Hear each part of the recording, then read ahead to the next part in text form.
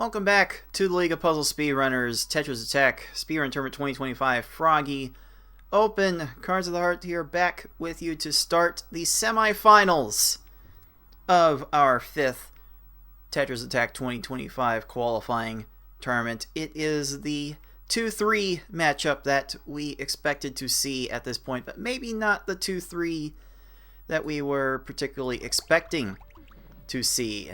The 2 seed is certainly no stranger to the top seeding here, the thebfin314, but the 3 seed is breaking out into the top 4 of our open events for the first time, that being Ty, thanks in no small part to a V-hard time in our qualifying of 7:58.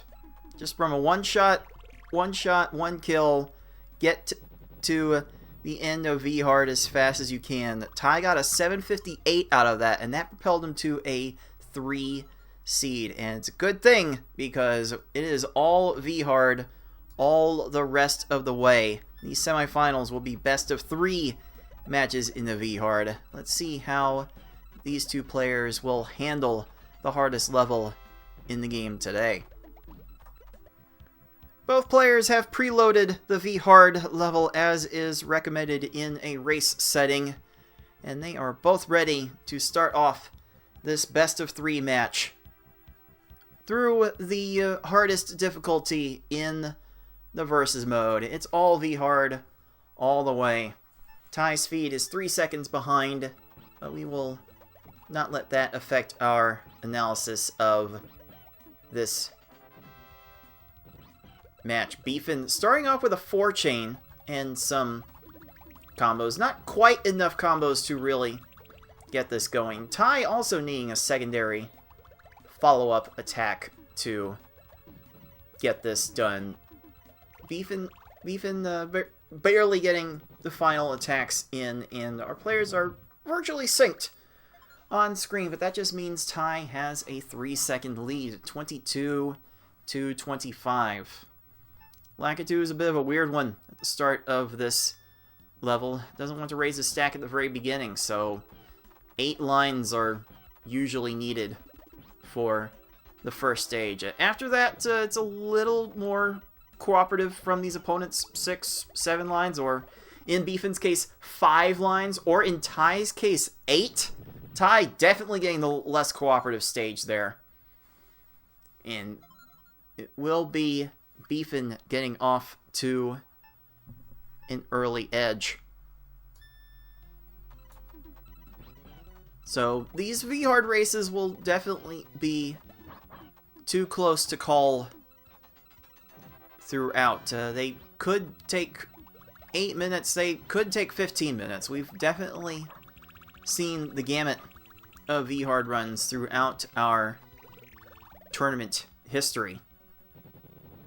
I believe that these two players will certainly be more than capable of taking care of business stage to stage. I mean, Beefin has a sub-7 personal best under his belt, and Ty just did a sub-8 run in his qualifying, so I'm not worried about how either of these players are going to do. But there's a cooperative wiggler for Beefin, getting the 6 lines in 12 seconds. Job well done there. Ty really not getting the stages to make this work very well. Down to row 2 is this wiggler. That is kind of unfair. You definitely see that expression coming from Ty. Going down to row 2 is not something these opponents will do very often. And by and large, I think Beefin has been getting the better stages and taking care of business that way, but Ty has been working pretty well with what he's been given. So far, not so bad. And again, the end game of V-hard will definitely rear its ugly head at some point. The final 4 stages, the Cave of Wickedness, definitely where runs go to live or die. But so far, it is Beefin thriving in this early game, getting through the first half of the run in about 3.5 minutes. A full stage ahead of Ty at this moment. Now that Beefin has hit Lungefish, though, Lungefish tends to need a little bit more than the average, considering how fast he's able to move. Gets the 8 lines, gets the 14. Ty, proud of himself for that 17 blarg of his own, as he should be. Getting through the first half in about 4 minutes, still on pace for about a 9-minute run. But Beefin is just going, as FFR Pro would say. It's cruising through Schmoovin USA. That early stack raise might have helped alleviate Beefin's needs for this Raven. This Raven could still go down in about, not quite, not with that little combo to clear the garbage. That's going to waste a little bit of time, but it's still a 24. And Ty's keeping pace with a 23. But our player is definitely looking for under 5 minutes heading into the cave, and Beefin has hit that mark. So with a full stage lead, Beefin is definitely in the driver's seat to strike first blood in this best of 3 match. A little bit of an extra combo. I don't think Beefin was playing around, but Hookbill not really getting much out of it. That's going to be a 13. That came out very nicely for our 2 seed.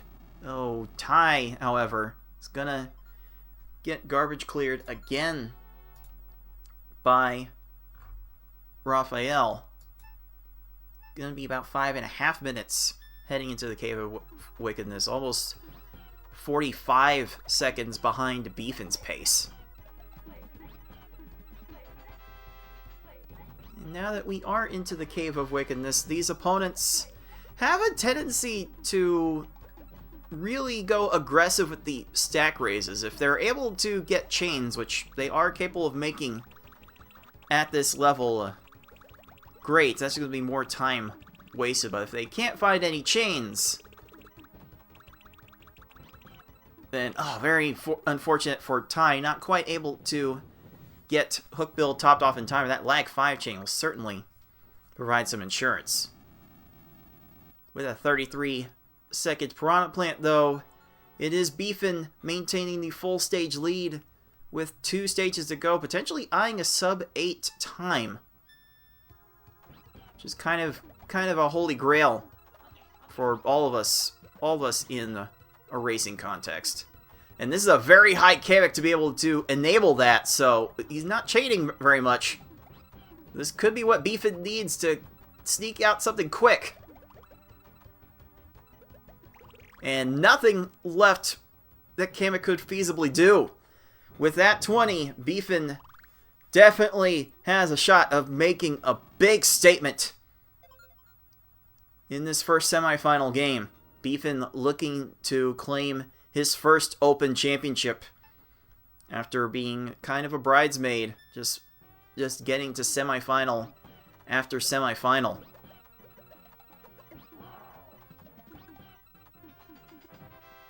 Beefin going to let this go, timing it to Bowser's stack raise. Bowser is going to get started chaining, but it's probably not going to be as big as Bowser would have gotten otherwise if Beefin let that go earlier. Bowser's way out of position, though. That's going to come in at the sub-8. That's a 745. It's like, Ty, you want to throw down the sub-8 in qualifying? Well, I will do you one better and upstage you when it counts most. So, with that emphatic 745, it is our 2 seed that will be taking home star number 1. What a performance. Hardly a stage went awry the entire time. And you know, Ty looks to be in a position to close this out relatively well, too. Bowser not really getting off to a good chain, but that screen shake will give Bowser a little bit of extra room to survive, but you kind of have to do it. You kind of have to make the big chains work. Otherwise, you're not topping him off, and if you don't top off Bowser, you can literally last for minutes. Fortunately, Ty will not have that problem, and will officially clock in at 9 minutes flat.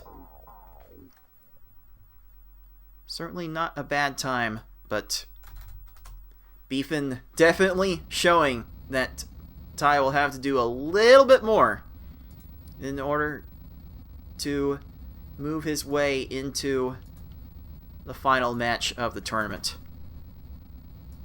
So let's see if we can get Ty's fortunes to reverse in this game too.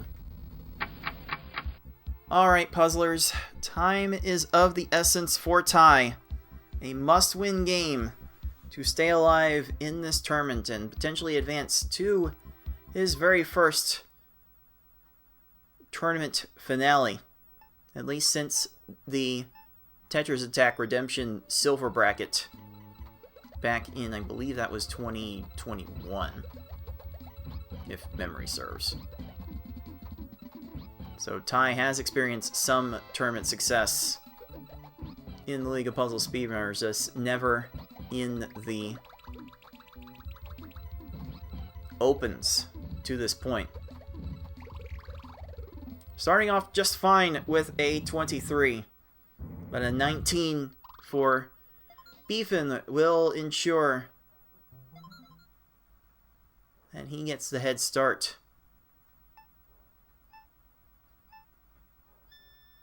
Again, thebfin very aggressive with finding combos within his chains. Needing to watch his head a little bit, but it's definitely going to be fine with a 13. I'm not exactly sure Ty wanted that 4 chain onto this Bumpty. Maybe that gave Bumpty the opportunity to get to that garbage clear, but will not have time for much more than that. You know, 23, 22, that's fine. It's fine. Like, thebfin's not gonna get another sub 8, right?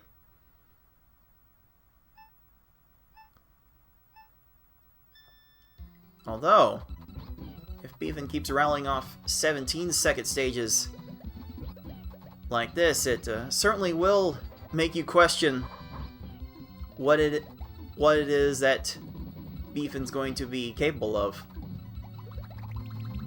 And Ty runs into an unfortunate garbage clear from Poochie. Definitely have to blame Poochie for the outcome of this match. But Flying Wiggler not being too nice to thebfin either, forcing him to send 10 lines of garbage to top off Flying Wiggler. But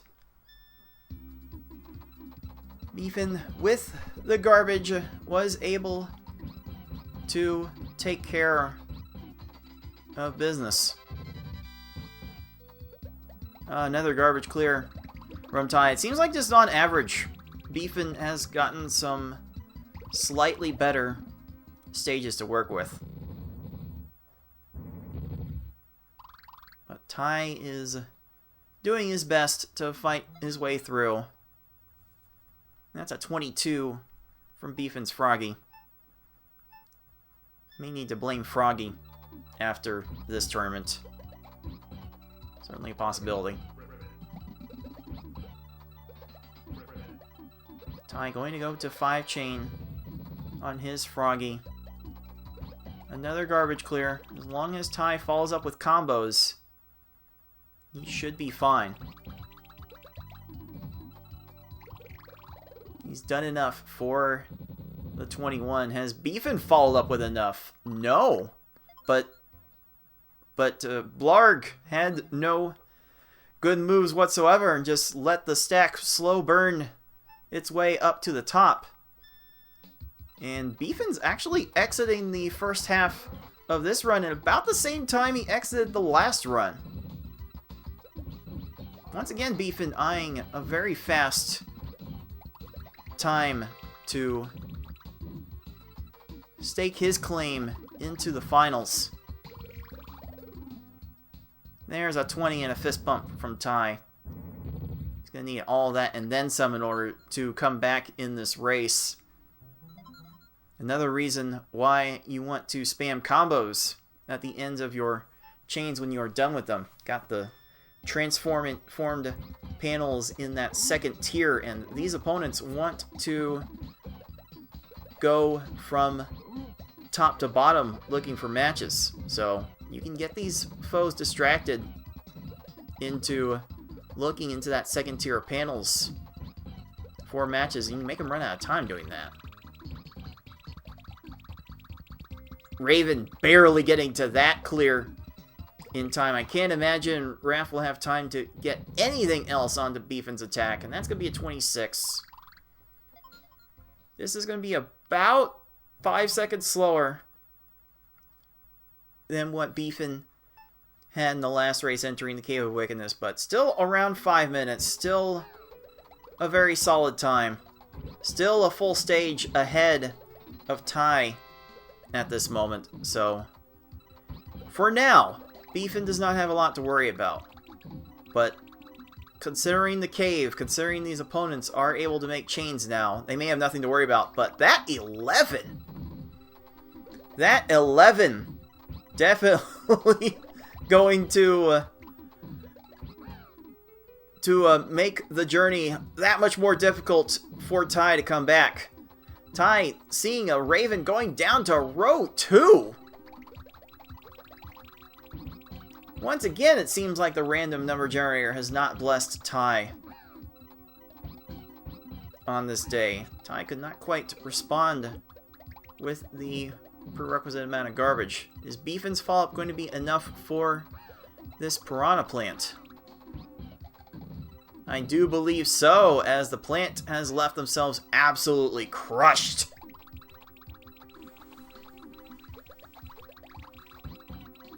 It's nice to leave these opponents with absolutely no moves whatsoever, and Ty definitely wishing that Raphael had been left with absolutely no moves whatsoever, but at a minute 13, now at a 2-stage deficit. That is our patent-pending 2-stage lead after all. That might be curtains on Ty's tournament, on Ty's chances to get back in the race.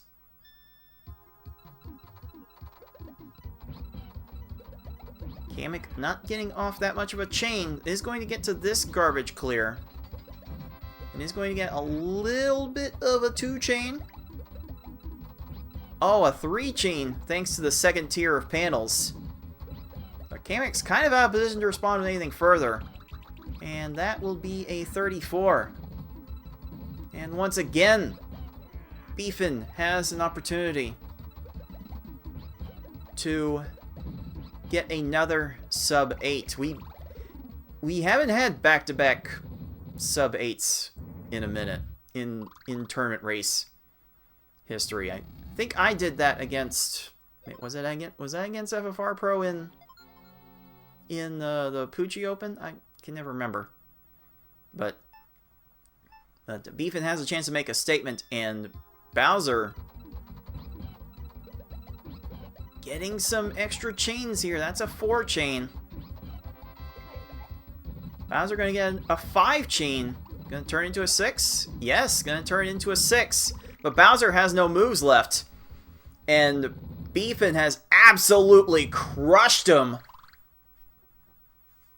We'll go ahead and count that as a sub 8. That's a 758. Wow. Beefin might be making the case to be the absolute favorite here.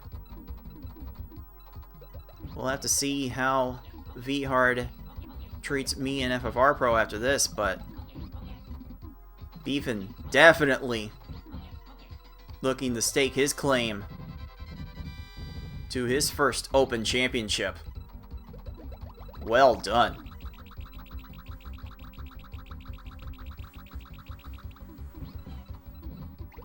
A nice effort by Ty to get to this point, but there are just not a lot of people that can compete with back-to-back sub-8s. What do you do? What do you do about that? So let's wish Ty a good Bowser.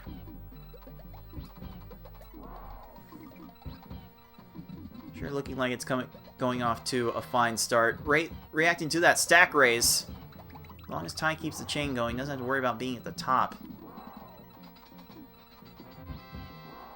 Gonna convert that into extra combo. Bowser not having a lot to work with here. We might be enjoying some crushed Bowser. And we will. Well, that's a nice note to end Bowser on, even if it wasn't all that fast. Ty will get a 938 officially in that second race, and thebfin314 definitely playing like he's named Tetris Attack Brian today. With that 758, he will be taking home star number 2 and the win.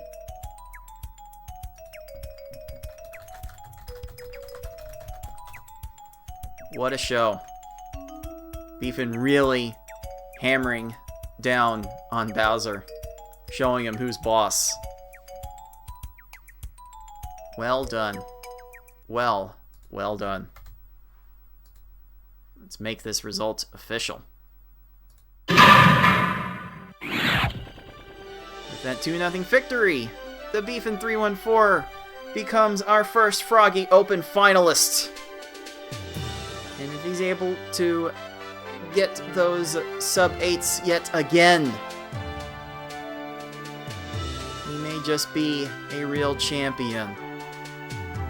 Fighting for the rights of every man, or something like that. I don't want to mix my references too much. But Beefin will be our first finalist of the day. And as we look at our bracket, we will find out who that second finalist is going to be, with the tale as old as time in our community. If there is a competitive tournament, we're probably going to see the two of us get together at some point. I'm the 1 seed. FFR Pro 21's the 4 seed.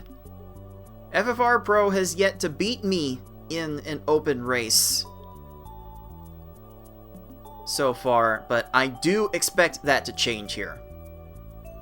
So let's see after this who will reign supreme over V-Hard and take on Beefin in the final. Stay tuned. You are watching the League of Puzzle Speedrunners Tetris Attack Speedrun Tournament 2025 Froggy Open.